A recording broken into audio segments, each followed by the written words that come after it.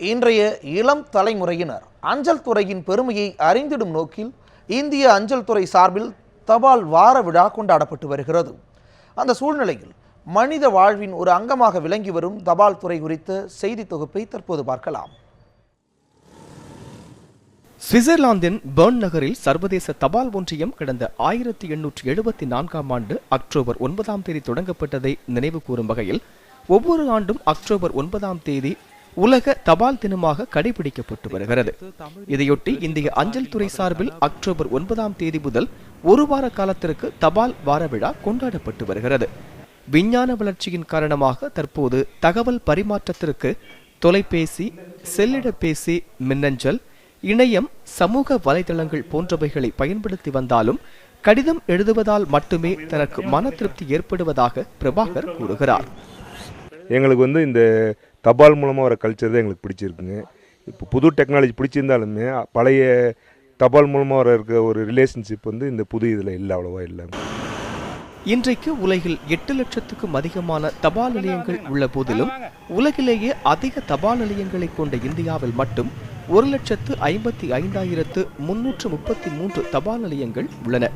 கடந்த 1764ஆம் ஆண்டில் தொடங்கப்பட்ட இந்திய அஞ்சல் துறையில் வெளியிடப்பட்ட விக்டோரிய மகாராணியின் உருவம் பொறிக்கப்பட்ட தபால் தலை உள்ளிட்ட சுமார் 3000க்கும் மேற்பட்ட அரிய வகை தபால் தலைகளை சேலம் அம்மாப்பேட்டையை சேர்ந்த சுல்தான் என்பவர் சேகரித்து வைத்துள்ளார்.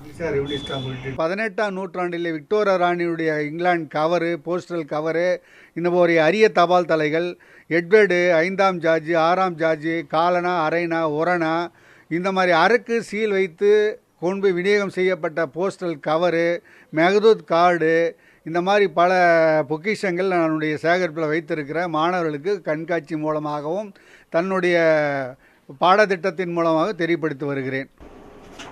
கடிதம் எழுதுவதில் உள்ள முக்கியத்துவத்தை இன்றைய இளம் தலைமுறையினர் அறிந்திடும் நோக்கில் கடந்த 2007ஆம் ஆண்டு தொடர்ச்சியாக 22 நாட்கள் 1 லட்சம் பேருக்கு அஞ்சல் அட்டைகளை எழுதி சாதனை படைத்தவர் ஈசன் இளங்கோவன்.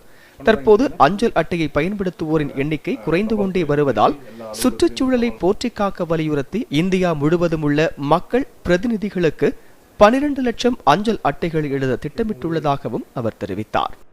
எல்லா அரசு அலுவலக போஸ்ட் ஆஃபீஸ்லேயும் இந்த மாதிரி கடிதங்கள் தட்டுப்பாடு இல்லாமல் கிடைக்கிறதுக்கு உதவி பண்ணணும். அதே மாதிரி இன்னும் இந்த விஷயத்தை நம்ம டெவலப் பண்ணணும் அப்படின்னு நினச்சா பள்ளிக்கூடத்தில் மாணவர்களுக்கு இந்த கடிதம் எழுதக்கூடிய பழக்க வழக்கத்தை ஆசிரியர்கள் சொல்லிக் கொடுக்கணும்.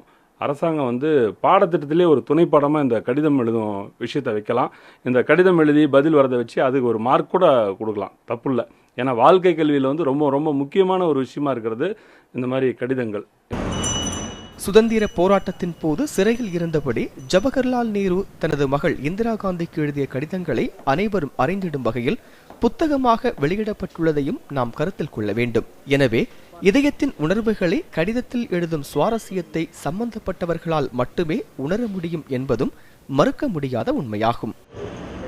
வரும் காலங்களில் இளைஞர்களுக்கும் மாணவர்களுக்கும் கைப்பட கடிதம் எழுதும் பழக்கத்தை உருவாக்க வேண்டும் என்பது அனைவரின் எதிர்பார்ப்பு. ஒளிப்பதிவாளர் பார்த்தசாதியுடன் ரியாஸ், நியூஸ் 7 தமிழ், சேலம்.